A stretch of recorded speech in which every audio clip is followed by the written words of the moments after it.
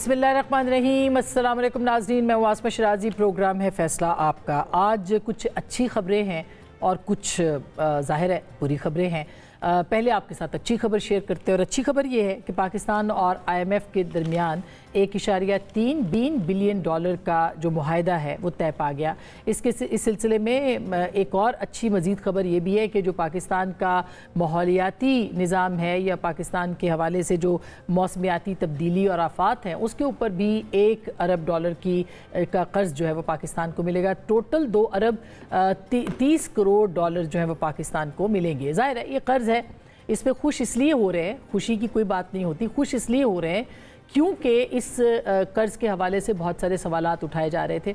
इससे पहले जो पहली किस्त थी उसके ऊपर भी और फिर उसके बाद रिव्यू हुआ। यहाँ पे पूरी टीम आई IMF की, उसने काफ़ी दिन यहाँ बैठ के काम किया, पाकिस्तान के सारे इदारों को जांचा पड़ताला, उनकी कारकर्दगी को एग्ज़ामिन किया और उसके बाद बहुत सारे सवालात उठाए गए। मसलन ज़राई टैक्स के हवाले से बहुत सारे मसाइल थे, इसीलिए इसी तरह से तवानाई के शोबे के ऊपर बहुत सारे मसाइल थे और दीगर बहुत सारे मामला थे जिसके ऊपर बहुत से मसाइल थे। लेकिन उसमें पाकिस्तान को कामयाबी मिली और IMF ने पाकिस्तान की जो मईशत है उसकी दुरुस्त समत में जो उसका सफ़र है उसको अप्रिशिएट किया है। प्राइम मिनिस्टर पाकिस्तान ने भी आज काबीना से खिताब किया, इस हवाले से उन्होंने कुछ अहम बातें भी की और ये भी कहा कि मिनी बजट का जो पाकिस्तान पर इस वक्त मौजूद था वो टल चुका है। वो क्या कह रहे हैं ज़रा सुनिएगा।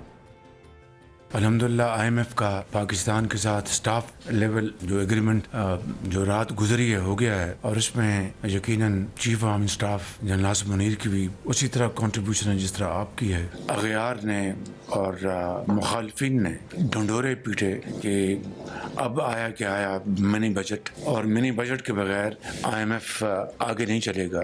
अल्हम्दुलिल्लाह मिनी बजट भी नहीं आया। मैंने हमेशा कहा कि कप्तान एक होता है 11 के टीम में, बाकी 10 काम ना करे तो कप्तान ने क्या काम करना है। बिल्कुल बुरी खबरों के हवाले से अगर बात करें तो पाकिस्तान के 2 सहाफ़ी 1 हफ्ते में गिरफ़्तार हो चुके हैं और ये पीका कानून के तहत गिरफ़्तार हुए हैं।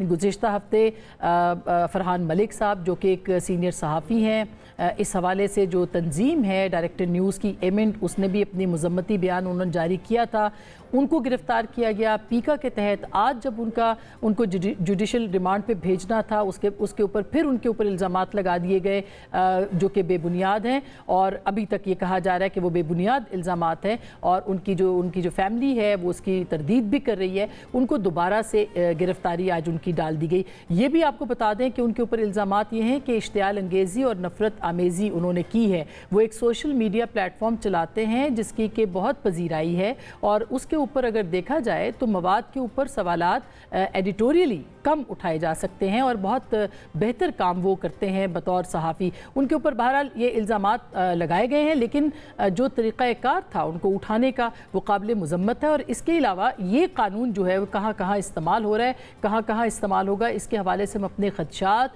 तहफ़्फ़ुज़ात मुसलसल अपने नाज़रीन और अपने जो सुनने वाले हैं उनके सामने रखते रहे हैं। कल रात वहीद मुराद अगेन एक आमिल सहाफ़ी, एक नौजवान सहाफ़ी अपनी आवाज़ रखता है, अपना सवाल रखता है, सवाल उठाना जानता है, सवाल करना जानता है। कल रात उसके घर पे दाखिल हुए और उनको जो है वो गिरफ़्तार किया गया। वहाँ पे पीका के तहत उनके ऊपर इल्ज़ाम लगाया गया एक ट्वीट के हवाले से, जो ट्वीट अख्तर मैंगल साहब का है, और उनको गिरफ़्तार वहीद मुराद साहब को उसके शेयर करने के हवाले से किया गया। ये उन पे इल्ज़ाम है जो कि FIR के अंदर दर्ज किया गया है। सवाल ये है कि एक कानून आप बना चुके हैं, उस कानून को आप इस्तेमाल कर रहे हैं, लेकिन उसके बावजूद लोगों के घरों में जाना, घुसना, दरवाजे तोड़ना और इस तरह का एक्शन करना, ये किस कानून के तहत आता है, ये हमारा सवाल है। और क्या आज़ादी राय के ऊपर बहुत सारे सवालात पहले से उठाए जा चुके हैं, इस वक्त भी खदशात भी हैं, जिस तरह से सहाफ़ी काम करते हैं, क्या उसके ऊपर पाकिस्तान की हुकूमत को तवज्जो नहीं देनी चाहिए कि उनके शिकवों को, उनके तहफ़्फ़ुज़ात को ख़त्म किया जाए, ना कि ये कार्रवाइयाँ बढ़ाई जाएँ। इसके मक़ासद क्या हैं इसके ऊपर भी आज के इस प्रोग्राम में बात करेंगे। और चूंकि सोशल मीडिया की बात है, पाकिस्तान तहरीक इंसाफ का सोशल मीडिया मुसलसल खबरों में है और ये तनाज़ा बढ़ गया है। अब पाकिस्तान तहरीक इंसाफ के अंदर भी एक तकसीम और लड़ाई इसके ऊपर बढ़ गई है। आपने देखा होगा कि सलमान अकरम राजा साहब ने एक अंडरटेकिंग दी है जिसमें कि मीडिया टॉक करने के हवाले से पाबंदी पर रजामंदी का इजहार किया गया। एक हलफनामा उन्होंने जमा करवाया है और वो इमरान खान साहब से गुफ्तगू के बाद अडयाला जेल के बाहर गुफ्तगू से उनको मना किया गया है। उसके बाद ये बातें बहुत हो रही हैं कि सोशल मीडिया को खामोश कराने की पाकिस्तान तहरीक इंसाफ की तैयारी है। बहुत सारे ऐसे अकाउंट्स जो कि रियासत के ख़िलाफ़ मुनाफरत या ऐसा मवाद शेयर कर रहे हैं जो कि तज़हीक आमेज़ है और फिर मुनाफरत पे मुबनी है, उसकी कोई उसको रोका जाए। और कहा जा रहा है कि पाकिस्तान तहरीक इंसाफ के अंदर भी आवाज़ें मौजूद हैं ताकि इस एतमाद साजी को आगे बढ़ाया जाए और ये जो एक प्रोपेगेंडा और झूठी मुहिम चलाई जाती है पाकिस्तान तहरीक इंसाफ के बास अकाउंट्स की तरफ से, उनको रोका जा सके। क्या ये हो पाएगा? ये सोशल मीडिया अकाउंट्स चुप हो जाएंगे? क्या ये खामोशी किसी एतमाद साजी के लिए होगी? और फिर सलमान अकरम राजा साहब के ऊपर भी बहुत तनकीद हो रही है। फवाद चौधरी साहब उनके खिलाफ बात कर रहे हैं। अलीमा खान साहिबा आज भी JIT के अंदर पेश हुई हैं और उसमें उन्होंने अपने आप को उस सोशल मीडिया के हवाले से अलग करने की भी बात की है, कोशिश की है। वो क्या कह रही है, ज़रा सुनिएगा। तो मैं सोशल मीडिया पे किसी को फॉलो नहीं करती हूँ, ना मैं हूँ। एक अकाउंट है जो मुझे खुद चलाना नहीं आता और वो है ट्विटर पे। उनको पता ही नहीं है सोशल मीडिया पे क्या आ रहा है, तो वो किस चीज़ पे। देखिए, सोशल मीडिया असल में प्रॉब्लम ये हो रहा है कि हमारे जैसे जो बुजुर्ग हो जाते हैं ना, वो तो बिल्कुल ही डिस्कनेक्टेड है कि सोशल मीडिया चलता कैसे है। जो जवान नस्ल है उसको और कोई तरीका नहीं आता। जब हम पिछली दफ़ा गए थे तो उन्होंने कहा था 5 दिन से तो अखबार भी नहीं मिला और जो एक PTV का चैनल है वो भी बंद कर दिया था। तो जेल से बैठ के जब जिस जो हकायक का जिनको पता ही कुछ नहीं हो, तो वो किस किस्म के ऑर्डर्स जारी कर सकते हैं। दिलचस्प बात यह है कि अलीमा खान साहिबा कह रही हैं कि उनको ऑपरेट करना नहीं आता। खान साहब जेल में हैं, जो कि बिल्कुल हैं, लेकिन उसके बावजूद उनके पैगामात आते हैं। और अब से थोड़ी देर पहले भी इमरान खान साहब का एक पैगाम X पर आया है। क्या वजूहात हो सकती हैं, कैसे ये तनाज़ा ख़त्म हो सकता है, क्या पाकिस्तान तहरीक इंसाफ के सोशल मीडिया को खामोश करवाया जा सकता है, इस पर बात करेंगे। जनाब उमैर नियाज़ी साहब, बैरिस्टर, तहरीक इंसाफ के रुकन क़ौमी असम्बली और सीनियर रहनुमा, बहुत शुक्रिया आपकी तशरीफ़ आवरी का। जनाब बिलाल अज़हर कियानी साहब, वज़ीर मुमलिकत बराए रेलवे हैं, पाकिस्तान मुस्लिम लीग नवाज़ इनका ताल्लुक है, बहुत शुक्रिया। अतर काज़मी साहब सीनियर सहाफ़ी हैं, तबसरा निगार हैं, तज्ज़िया निगार हैं। और last but not least Muzammil Suhrawardy साहब, अब अवार्ड याफ्ता हमारे सहाफ़ी, हमारे कुलीग, हमारे दोस्त लाहौर से मैं ज्वाइन करें। बहुत बहुत शुक्रिया मुज़म्मिल साहब आपकी तशरीफ़ आवरी का भी। और सबसे पहले अतर काज़मी साहब आपसे शुरू करना चाहती हूँ। पहले तो ये जो मामलात देख रहे हैं आप पीका के हवाले से और सहाफ़ियों के अंदर इस वक्त बड़ी तशवीश है, क्या आप समझते हैं कि ये मामला जो है ये और ज़्यादा ख़राब होगा और ये मामला यहाँ तक पहुँचा क्यों है? ये मामला जी वहाँ से शुरू हुआ है जहाँ पे बिलावल साहब ने कहा था वेलकम टू पुराना पाकिस्तान। मेरे ख्याल में साथ उनको ये भी कहना चाहिए था कि सहाफ़ी अब अपने हिफाजती बंद बांध लें। उसके बाद से जो सूरत हाल है, हर चीज़ में ये बिल्कुल लाताल्लुक हो जाते हैं पाकिस्तान पीपल्स पार्टी वाले। अब सिर्फ ये इधर नून लीग के ऊपर बात तो हो रही है, लेकिन दोनों जमातों ने मिल के ये कानून बनाया है और जिस किस्म के उस कानून के नतीजे में फिर मुकदमे दर्ज हो रहे हैं, जिस किस्म की आपने देखा कि कार्रवाइयाँ की जा रही हैं, उसमें दोनों जो हुकूमती इत्तेहादियाँ बराबर के शरीक हैं। अगर फरहान मलिक साहब की बात कर लें, ऑल्दो कि उनके खिलाफ भी FIA का केस है पर वो कराची में हैं, उनको कल जमानत दी गई या जिस जुडिशल किया गया उसके बाद दोबारा उनको गिरफ्तार कर लिया गया। कल रात को जिस सहाफ़ी को गिरफ्तार किया, हम कोई भी ये नहीं कहता, ना आप ये कहती हैं ना मैं ये कहता हूँ या कोई सहाफ़ती तंजीम ये नहीं कहती कि आप सहाफ़ियों से ना पूछें कि भाई आइन और कानून के खिलाफ अगर आप कोई हरकत करते हैं, लेकिन उसका कोई तरीकाकार हो सकता है ना। अगर कोई कानून तोड़ता है उसका ये रीज़न तो फिर आप नहीं बना सकते कि अब हम कानून तोड़ के आधी रात को तुम्हारे घर जाएंगे, तुम्हें पकड़ेंगे या तुम्हारे साथ कोई दूसरा साथी होगा उसको मारेंगे। तो ये वो बहुत सारी चीज़ें हैं जो इंतहाई परेशान कुन है। लेकिन इससे बड़ी परेशान कुन चीज़ ये है कि इस हुकूमत का इस पर कुछ वर्जन ही नहीं आता। माजी में तो फिर हम इमरान खान साहब के ऊपर तनकीद करते थे, इधर तो ना कोई बिलावल साहब का नाम ले रहा है, ना कोई शहबाज शरीफ साहब का नाम ले रहा है और हुकूमती वुज़रा भी यही तासुर देते हैं प्राइवेट में कि भाई हमारा तो ताल्लुक ही नहीं। अच्छा, ये वाकई ऐसा ही है बिलाल साहब? आप लोगों को कोई फ़र्क नहीं पड़ता कि सहाफ़ी उठाए जाएं, अगवा हों, उनके घर तोड़े जाएं, उनको निकाल लिया जाए? वाकई हुकूमत के कान पे कोई जू नहीं रेंग रही? पहले तो हम आपको देखते थे अपने कैंप्स में। हम बिस्मिल्लाहिर्रहमानिर्रहीम। आसमा साहब बहुत शुक्रिया जी अपनी शो में दावत देने का। देखिए, ऐसा हरगिज़ नहीं है। हम यकीनन आज़ादी सहाफ़त में भी यकीन रखते हैं और आपने बिल्कुल सही कहा कि हम जब भी कोई ऐसे मौके आए हैं तो साथ खड़े भी हुए हैं। यकीनन अगर चाहे वो पीका कानून हो, कोई भी कानून हो, उसकी खिलाफ वर्जी कोई करे तो कार्रवाई ज़रूर होनी चाहिए। हाँ, अगर कोई लॉफुल अरेस्ट बनता भी है और अगर उसके अंदर कोई तार में इस तरह की ओवर स्टेपिंग हुई है तो वो यकीनन नाकाबिल कबूल है और उसके अंदर उसका जो भी अफसरान उसमें थे उसका बिल्कुल they should be taken to task. मगर हम हरगिज़ ये नहीं कहेंगे कि कोई भी चीज़ जो अनलॉफुली हुई भी हो उसकी तायद करेंगे। मगर आई थिंक हमने ये तवाज़ुन तो रखना है। उस तवाज़ुन के अंदर अगर किसी भी साइड पे कोई ख़राबी हो तो आई थिंक उसकी कोई भी उसको डिफेंड नहीं करेगा। बाकी जी ये जो बात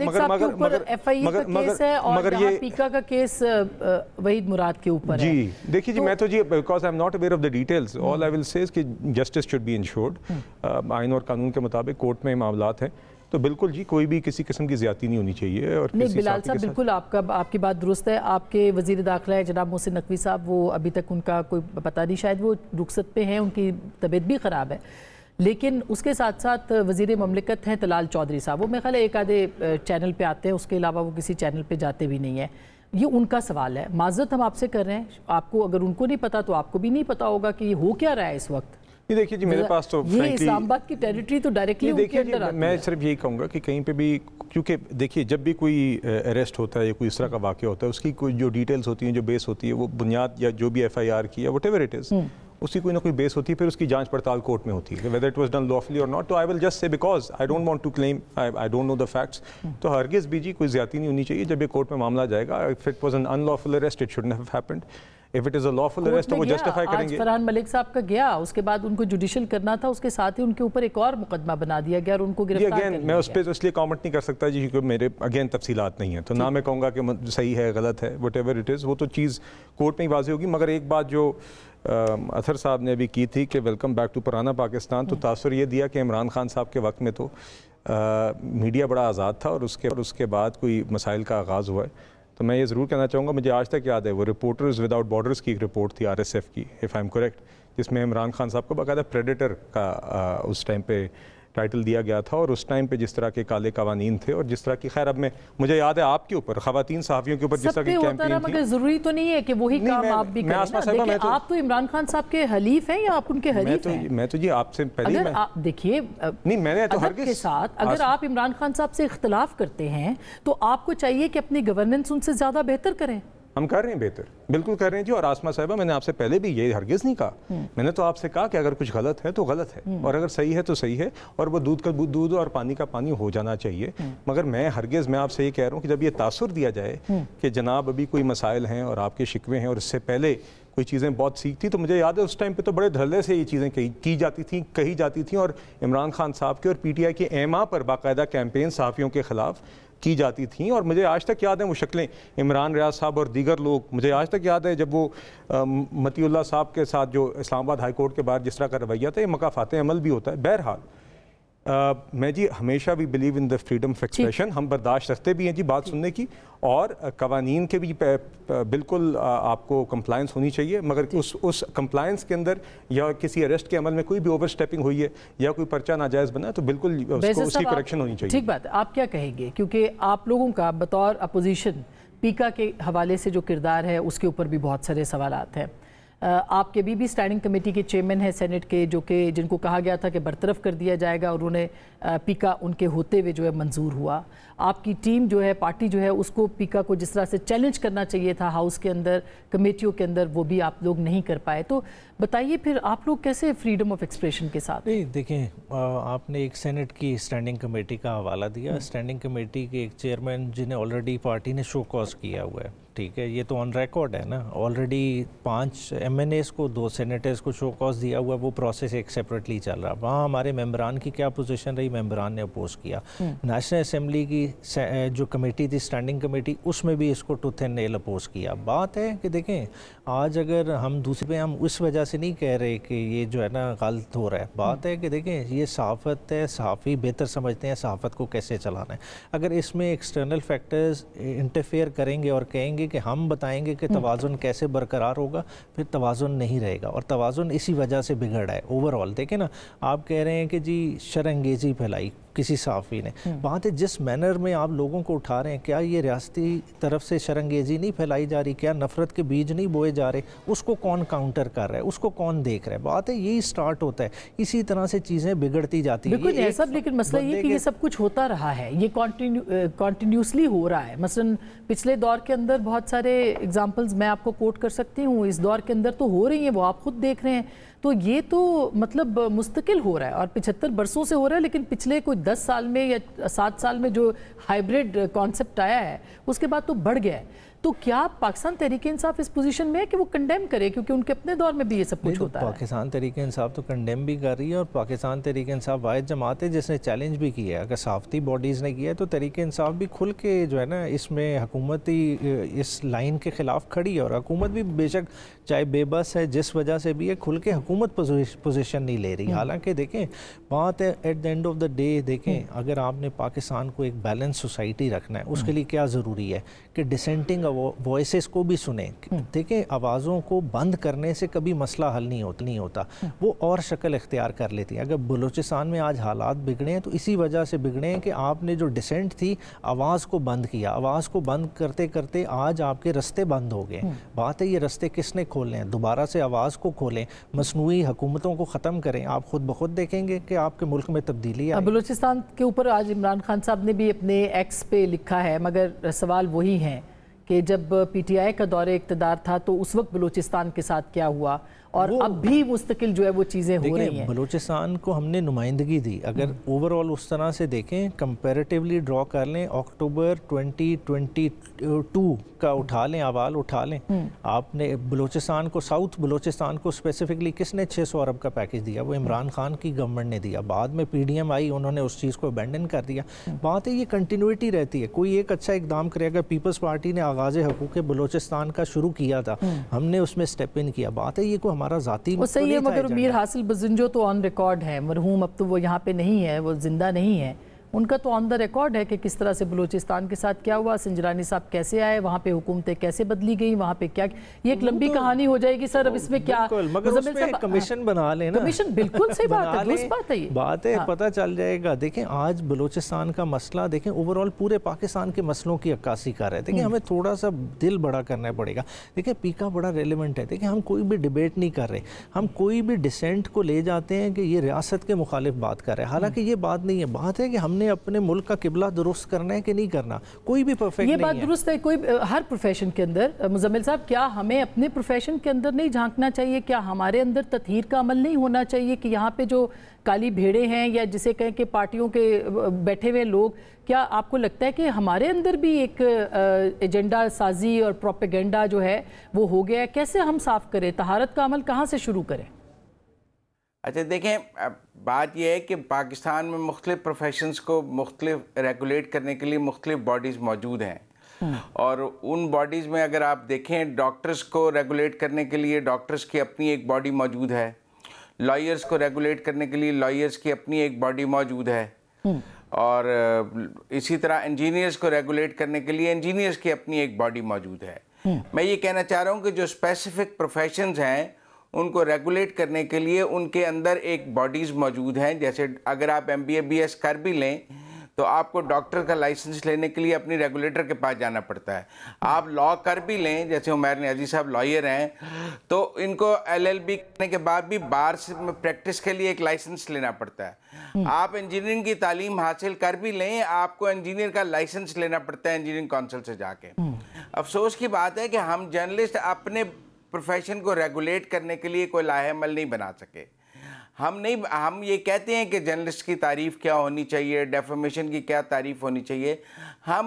हमें खुद जर्नलिस्टों को आपस में बैठ के अपनी एक रेगुलेटरी बॉडी बनाकर जर्नलिस्टों का लाइसेंस होना चाहिए कि मुजम्मिल साहब, इसको आप जानते हैं कि ये क्यों नहीं हुआ? ये आपसे बेहतर कोई नहीं जानता कि ये अब तक क्यों नहीं हो सका, कि जर्नलिस्टों की बॉडी क्यों नहीं बन सकी। इतनी डिवीज़न पैदा की गई, इस तरह से तंजीमों को तोड़ा गया, हर चीज़ को कमज़ोर कर दिया गया, जैसे सियासी जमातों को किया गया। तो आपके ख्याल में फिर कौन बैठता और किस तरह से बात करता? अगर आज की ये गिरफ्तारियां भी हमें इकट्ठा ना कर सकें, और अगर आज का पीका कानून भी हम सहाफ़ियों को इकट्ठा ना कर सके, तो फिर हम किसी दूसरे को क्या गिला दें। मैं आपको एक बात बताऊं, हुकूमतें सब एक जैसी होती हैं, चाहे बिलाल कियानी साहब की हुकूमत हो, चाहे उमैर नियाजी साहब की हुकूमत हो, चाहे मुशर्रफ का मार्शल्ला हो और चाहे पीपल्स पार्टी की हुकूमत हो।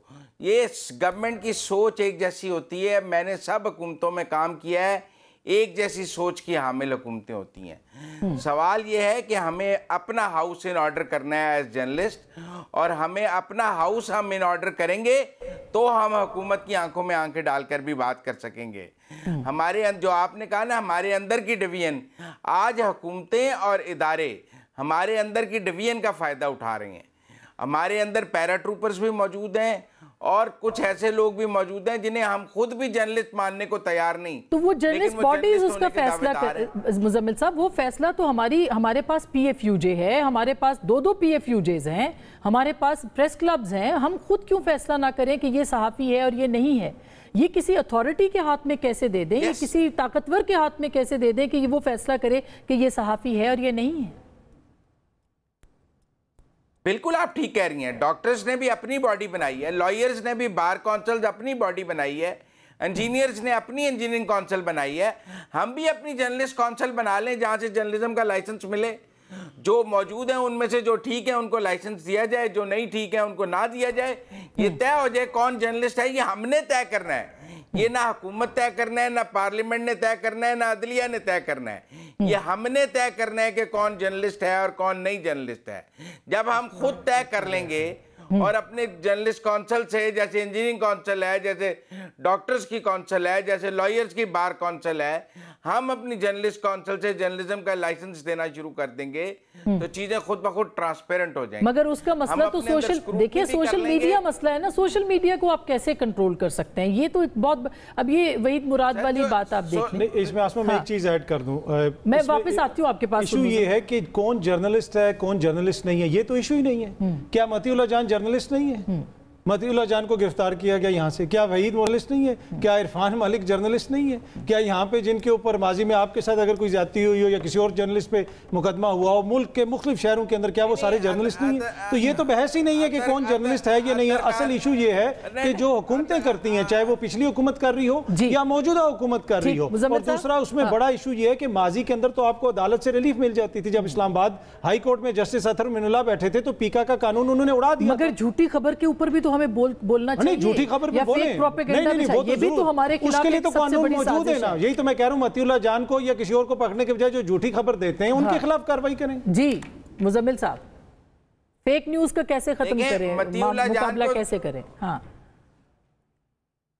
सर, दुनिया भर में फेक न्यूज एक इशू है। फेक न्यूज कोई सिर्फ पाकिस्तान का इशू नहीं है।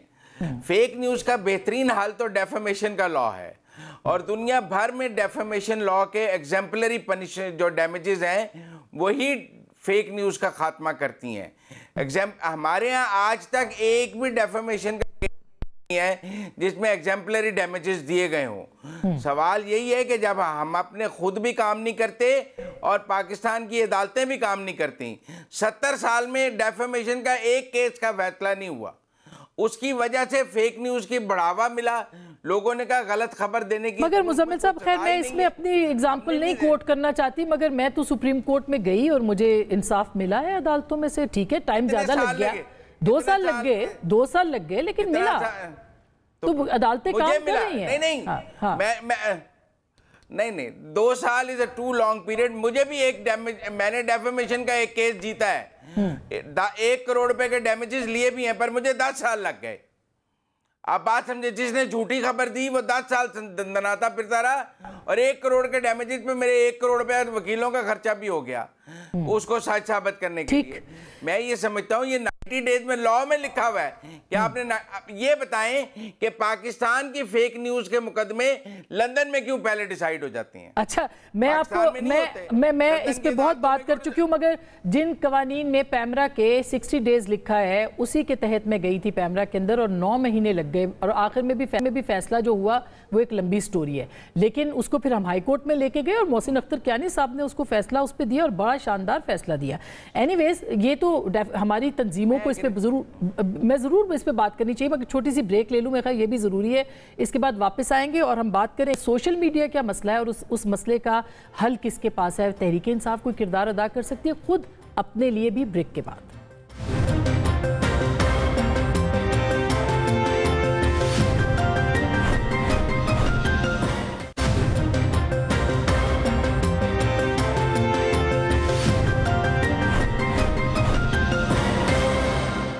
Welcome back. एक दफ़ा फिर आपको खुश आमदीद कहते हैं। उमैर नियाज़ साहब, चूँकि सोशल मीडिया के ऊपर गुफ्तगू हो रही है कि इसको कैसे कंट्रोल करना है, आपकी सोशल मीडिया की जो टीम है या जो भी उसका हिस्सा हैं उनके ऊपर भी बहुत सारे इतराज़ात हैं, तो आप समझते हैं कि पाकिस्तान तहरीक इंसाफ इस मसले को संजीदगी से ले रही है और कोई एतमाद साजी हो सकती है, ख़ास करके जो हलफनामा हुआ है मीडिया टॉक के हवाले से, उसको भी अगर देखा जाए तो? अच्छा देखें, वो एक तो हल्फनामे बहुत ज़्यादा बहस हो रही है और मैं समझता हूँ कि थोड़ा सा उसको ज़रा डिफरेंट लाइट दे दी गई। हालांकि वो खाली उसका पैरा 9 जजमेंट का उठा के देख लें, वो सलमान राजा साहब की तरफ से अंडरटेकिंग इस हद तक है कि जेल के प्रेमिसेस के बाहर कोई प्रेस टॉक नहीं की जाएगी। और वो किस वजह से दिया गया है कि एक जगह की सेंसिटिविटी है, जेल वालों का बार बार इतराज़ था कि यहाँ लॉ एंड ऑर्डर का मसला बन सकता है। इस वक्त इस मोड़ पर क्या ज़्यादा अहम था कि अक्टूबर से जो सियासी मुलाकातें रुकी हुई थी वो सिलसिला बहाल होना चाहिए था और उस तनाजुर में वो अंडरटेकिंग दी गई। और उस अंडरटेकिंग का ये मकसद नहीं है कि खान साहब से जो बात होगी उस पर पॉलिटिकल लोग बाहर आके बात नहीं करेंगे, वो बिल्कुल उस पर बात भी करेंगे, प्रेस टॉक्स भी करेंगे। और आज की भी है कोई न्याजी साहब ने आके वो तो हाँ जी, वो तो न्याजुल्लाह तो चले वो वकील ही हैं, मगर कल जाना है हमारा पॉलिटिकल लोगों का डेलीगेशन और उसके बाद आप देखेंगे कि वो लोग बात करेंगे तो इस तरह की वो बेशक वो बाहर मतलब वेन्यू तब्दील हुआ है, ये नहीं कि वो गुफ्तगू ही नहीं करते, मतलब गैग ऑर्डर नहीं पास किया। देखें, फ्रीडम ऑफ एक्सप्रेशन है, चाहे लूला लंगड़ा सही, इस मुल्क में फ्रीडम ऑफ एक्सप्रेशन गारंटीड है, तो आवाज़ आती रहेगी। जहाँ तक आपने सोशल मीडिया के बारे में सवाल किया, देखें थोड़ा सा हमें एक चीज़ का मार्जिन देना पड़ेगा। देखें, ये एक सोशल मीडिया ही है जिसने अब तक खान साहब की आवाज़ को ज़िंदा रखा है। अगर ओवरऑल जिस माहौल में देखें कि खान साहब एक वाहिद लीडर हैं कि जिनका जेल ट्रायल चल रहा है, और भी लोगों को पॉलिटिकली पास में विक्टिमाइज होते रहे, उनके पॉलिटिकल केसेस चलते रहे, मगर वो लोग आते थे, अपनी कोई अकाउंटेबिलिटी कोर्ट में आता था, कोई FIA कोर्ट में आता था, उनका अपने लोगों के साथ भी इंटरेक्शन होता था, मीडिया के साथ भी इंटरेक्शन होता था, अवाम भी उन्हें देखती थी। आपने इमरान खान की अब 2 साल 5 अगस्त को दोबारा हो जाएंगे, झलक तक बाहर नहीं आने दी, आवाज़ नहीं आने दी, तो किसने इमरान खान की आवाज़ को ज़िंदा रखा है? इस सोशल मीडिया ने रखा है। साथ साथ थोड़ा सा प्रॉब्लम क्या आया कि कई जगहों पे चलें आपको लगा कि लाइन एक्सीड हो रही है। देखिए, अब सोशल मीडिया एक जो है ना ऑर्गेनिक जो है ना है, ऑर्गेनिकली ग्रो हुआ है, ये किसी को कोई चेन ऑफ कमांड में नहीं है। आप कहें कि जी तहरीक इंसाफ ने ये 10 लोग बिठाए हुए हैं, ये सोशल मीडिया चला रहे हैं। मगर JIT में अलीमा खान साहिबा पेश हुई हैं, तो उनसे जो सवालात किए गए उससे तो ऐसे लगता है कि ये कहीं ना कहीं कनेक्टिविटी है। नहीं, देखें कनेक्टिविटी कोई सर्टेन, देखें ना, अगर तो देखें इमरान खान का अपना ज़ाती अकाउंट है, PTI का अकाउंट है, अगर PTI का अकाउंट एक पावरफुल अकाउंट है, आप कहें कि PTI के अकाउंट में डायरेक्टली कोई चीज़ है जो कि जो है आप कहते हैं एतराज़ की है, और फिर उससे कोई एक बयानिया बनता है, वो डिफरेंट चीज़ है। मगर अगर कोई PTI की लाइकिंग रखता है, बंदा बाहर बैठा है, वो अपने तौर पर कोई वीलॉग्स करता है, कोई और नैरेटिव बनाता है, उसमें PTI की किस तरह से जिम्मेदारी? फिर इस पे कैसे कंट्रोल आप कर सकते हैं सोशल मीडिया को, या ये कह सकते हैं कि उनका सोशल मीडिया धीमा हो जाए, मध्यम हो जाए, फिर कोई एतमाद साजी हो जाए, जबकि सोशल मीडिया तो ज़ाब्ते में नहीं आ सकता बकौल PTI के? नहीं आसमा साहब, देखिए ये 2 सेपरेट बातें हैं जी। एक तो यकीनन मिस इन्फॉर्मेशन और डिस इन्फॉर्मेशन का चैलेंज एक ग्लोबल चैलेंज है, और आप देख रही हैं अमेरिका में for example recently TikTok ban हो गया था, फिर उसके बैन को उतारने की बात हुई। आपने EU में देखा डिजिटल राइट्स एक्ट है, जो which as I understand, and there are experts who can opine on this better than I can, but वो दुनिया के सबसे स्ट्रिंजेंट तरीन लॉज में से एक है, जिसके अंदर EU ने सारे का सारा ओनस सोशल मीडिया प्लेटफॉर्म्स पे डाला है कि वो अपने कंटेंट को मॉडरेट करें, और उसमें सारी चीज़ें आती हैं, political misinformation, disinformation, human trafficking के हवाले से, इलीगल, आई थिंक शॉपिंग की category, all of sorts of misinformation. और उन्होंने ये कहा कि अगर आपकी जिम्मेदारी आप इसको मॉडरेट करें, और अगर आप नहीं करेंगे तो जुर्माना या क्लोजर एक्सपोजर भी हो सकता है। तो इस तरह के लॉज एग्जिस्ट करते हैं और पूरी दुनिया इससे ग्रैबल कर रही है, हमने भी करना। और यकीनन जिस तरह मैंने पहले कहा कि you have to keep a balance, कि फ्रीडम ऑफ एक्सप्रेशन भी रहे मगर मिस इन्फॉर्मेशन और डिस इन्फॉर्मेशन जिसके अपने संगीन नुकसान हैं वो भी मैनेज हो। बगैर वारंट के लोगों के घरों में भी ना घुसा नहीं, देखिए ये तो वहाँ पे बगैर वारंट नहीं, देखिए वो तो मैंने आपसे कहा कि जी जो भी कानून है उसके मुताबिक ही होनी चाहिए। वो तो मैं आपसे ऑलरेडी कह चुका हूँ जी, कोई कानून से बालातर कोई भी हरकत हो, चाहे वो कोई शहरी करे या कोई कानून नाफिज करने वाला गले, तो उसको कोई भी कंडोन नहीं करेगा जी। दूसरी बात ये आसमा साहिबा, जो बात जहाँ तक पीटीआई के हवाले से है ना जी, देखिए ये बात उमर भाई ने सही की है कि ये ऑफिशियल अकाउंट से हो तो चलें, उसकी अकाउंटेबिलिटी ज़्यादा होती है। बदकिस्मती से पीटीआई के ऑफिशियल अकाउंट से हुई हैं। हमने पीटीआई के ऑफिशियल अकाउंट से, फिर इमरान खान साहब के अकाउंट से आर्मी चीफ के ख़िलाफ़, आर्मी के ख़िलाफ़, यहाँ तक के जवानों के ख़िलाफ़ हमने बयानिए देखे हैं। बदकिस्मती से अभी भी जब BLA का हमला हुआ जाफ़र एक्सप्रेस पे, तो जब वो ऑपरेशन लाइव था तो पीटीआई के ऑफिशियल अकाउंट से एक ट्वीट हुआ कि जी देखें ना, अगर आप और चीज़ों पे तवज्जो देते तो ये ना होता। अब जिस टाइम पे लाइव ऑपरेशन चल रहा है, आप उस टाइम पे भी उसी किस्म की बातें लेके, फिर उनके जो अकाउंट्स ने, जिन ऑफिशियल अकाउंट ने जिस तरह के ट्वीट्स को दूसरे अकाउंट से रीट्वीट किया, वो भी ऑफिशियल अकाउंट जिम्मेदारी से ही कर रहा है ना। ये उसके अलावा है जो इनके लोग कैंपेन चलाते हैं। देखिए ये भी कहना, ये आप इस तरह नहीं अपनी बरियो ज़िम्मा हो सकते कि जनाब वो देखें हम तो किसी को कंट्रोल नहीं कर सकते। आप जानती हैं इसका हल है कि डेफिमेशन में आप लोगों को लेके जाए। ठीक है, वो तो मैं मुज़म्मिल साहब की बात एंडोर्स करता हूँ कि we need strong defamation laws. आपको 2-3 प्रेसिडेंट बनाने होंगे, टाइमली फैसले, और ऐसा फैसला जिसका बाकायदा एक इम्पैक्ट हो, चाहे माली तौर पे या जिस तरह भी, वो तो हमें करना होगा। मगर देखिए आसमा साहिबा, ये जंग तो अब हमें लड़नी पड़ेगी जी। अब आपने देखा जाफर एक्सप्रेस के हमले के केस में भी BLA ने एक बयानिया चलाया, इंडिया के सोशल मीडिया और मेन स्ट्रीम मीडिया ने उसको लेके चला, और बदकिस्मती से मेरे नज़दीक कम अज़ कम पीटीआई के अकाउंट ने भी उसमें मदद नहीं की, थोड़ी सी फैंस को फ्लेम किया। इसके ऊपर काज़मी साहब आप क्या कहेंगे, क्योंकि ये एक बहरहाल अलमिया है, झूठी खबरें हों या किसी की तस्वीरें लगा के तशहीर करना हो या किसी की कैरेक्टर असैसिनेशन हो, दुनिया में कहीं उसको जो है वो पसंद नहीं किया जाता और कवानीन बने हुए। अमेरिका, बरतानिया जैसे मुल्क के अंदर इश्तियाल अंगेज़ी के ऊपर उन्होंने दरवाजे तोड़ के लोगों को गिरफ्तार किया है, तो फिर कैसे हम इसको जो है वो इग्नोर कर सकते हैं? देखिए इसमें तो कोई दो राय नहीं है। अगर कोई हेट स्पीच करता है, इस किस्म की बात करता है, आप उसके खिलाफ कानून के मुताबिक कार्रवाई करें। यहाँ पे इशू क्या है? यहाँ पे इशू ये है कि समटाइम मुझे अगर तनकीद पसंद नहीं आ रही तो मैं उसको भी अना का मसला बना लूँ, मैं उसको भी कहूँ कि क्यों ये मेरी हुकूमत के खिलाफ साजिश है। चाहे माजी में आप देख लें, इसी इस्लामाबाद में इरफान सदीकी साहब को एक दफ़ा गिरफ्तार कर लिया गया था, आपको याद है? इरफान सदीकी साहब उनको गिरफ्तार कर लिया गया था। यहाँ पे मोहसिन बेग साहब को गिरफ्तार किया गया था क्योंकि उन्होंने एक बात की थी जो नापसंदीदा बात थी, शायद मुझे भी पसंद ना आए, लेकिन क्या उसका रद्द-ए-अमल वो था। तो यहाँ पे इशू ये नहीं है, यहाँ पे हुकूमतों की पसंद और नापसंद है। यहाँ पे अगर आप हुकूमतों को पसंद हैं तो आप इंतहाई गलीज गुफ्तगू करें, आप इंतहाई कभी गुफ्तगू करें, आप नेशनल टीवी पे बैठ के प्रोग्राम करेंगे, आप उसके अंदर चाहे दीगर जो कौमियतें हैं, आप बलोच लोगों को टारगेट करें, आप पख्तूनों को टारगेट करें, उसके बाद आप PTV पे बैठ के प्रोग्राम करें, तो फिर आप मैसेज क्या दे रहे हैं पूरी कौम को? जब आपके नेशनल टीवी पे वो लोग बैठे हुए हैं जो कभी ये कहते हैं दहशतगर्दी जो है वो पख्तून करवा रहे हैं, कभी वो बलोचों के हवाले से, कभी वो किसी जगह पे सिंधियों के हवाले से कोई बात कर रहे हैं। ये तो पिछले दौर में ये सिलसिला तो रहा, बड़े बड़े जो थे सहाफ़ी वो बलोच लापता अफराद के बारे में करते थे, पर मसला ये ना कि उनमें से कितने PTV पे बैठ के करते थे। PTV पे तो कोई भी नहीं था। अब तो माशाल्लाह वो जो लोग हैं जो ख्वातीन के हवाले से ज़ोमानी जुमले कहते हैं, इस तरह की जुबान इस्तेमाल करते हैं, उनको हमने PTV पे बैठा दिया। बिल्कुल ये इसमें है, सबका इसमें कसूर है, सबका कसूर है, पिछली हुकूमत का भी, मौजूदा हुकूमत का भी, और हम सबको ऑनर्स लेना पड़ेगा ऐसी society. End of the day जो ऐसा नहीं होना चाहिए मीठा मीठा हप हप करवा। दूसरा ये जो बात की देखें, अगर ऑपरेशन कोई हो रहा है उस पर आपको शर्म आनी चाहिए। अगर आप सोशल मीडिया पे ठट्ठे ले रहे हैं, ये वक्त है कि आप अपने जवानों के पीछे खड़े हों, अपने फोर्सेस के पीछे खड़े हों। हाँ, जो तनकीद करनी है वो बाद में हम हुकूमत से कर लेंगे, नहीं, और शोहदा का मजाक उड़ाना, किसी चीज भी कतन काबिल कबूल नहीं है इस तरह के। मुज़म्मिल साहब आप कुछ कहना चाह रहे थे इस मामले के ऊपर, क्या कहेंगे आप? सोशल मीडिया सबसे बड़ा इशू है और खास करके PTI के ऊपर सबसे ज्यादा तनकीद या मुतालबा ये हो रहा है कि उनका सोशल मीडिया खामोश हो जाए। कैसे होगा? वो नहीं हो सकता। नहीं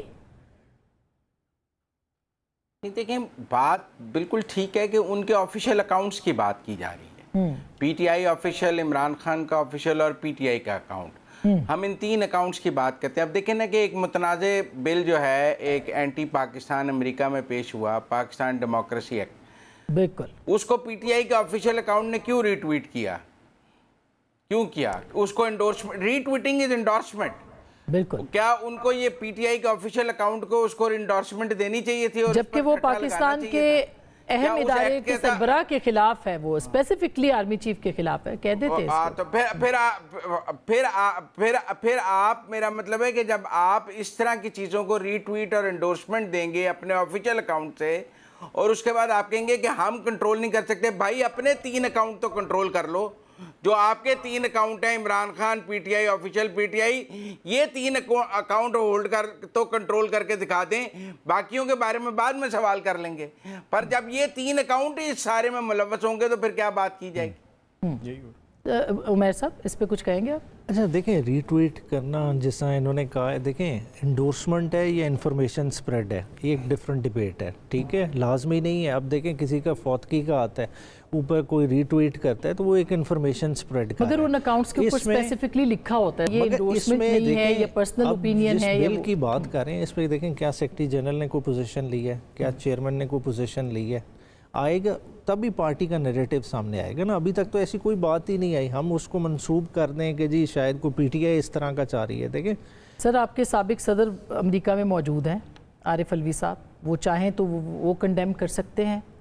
वहाँ पे जो आपकी जमात के ऊपर इल्ज़ामात लग रहे हैं कि लॉबिंग हो रही है, वो इसको डिसोन कर सकते हैं। इमरान खान साहब इन अकाउंट्स या इस तरह के किसी मवाद को डिसोन कर सकते हैं कि हम ये नहीं पोजीशन ही वही इमरान खान साहब लेंगे या सेक्रेटरी जनरल या चेयरमैन लेंगे, मतलब जिस तरह का मैटर है। और मुलाकात होने दें सिलसिले में आपको वाज़ेह आ जाएगी। बल्कि सबसे आइडियल मौका क्या, देखें इमरान खान के केसेस को इस तरह तवालत का शिकार ना करते तो कोई सहाफ़ी भी डायरेक्ट इस पर सवाल कर सकता था और इमरान खान साहब उसको ओपनली इस पर पोजीशन बता देते।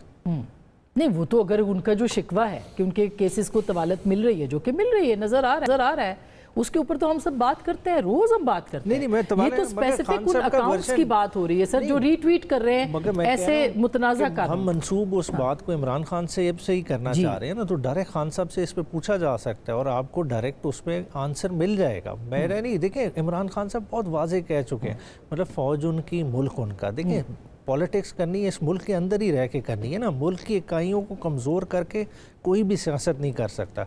अगर देखें ना, ये कोई नेशनलिस्ट पार्टी पीटीआई नहीं है, पीटीआई ओवरऑल पूरी एक मुल्क की जमात है। और रिसेंटली आपने एक फॉरेन अफेयर्स कमेटी भी मुअत्तल की है, ख़त्म की है इमरान खान साहब ने।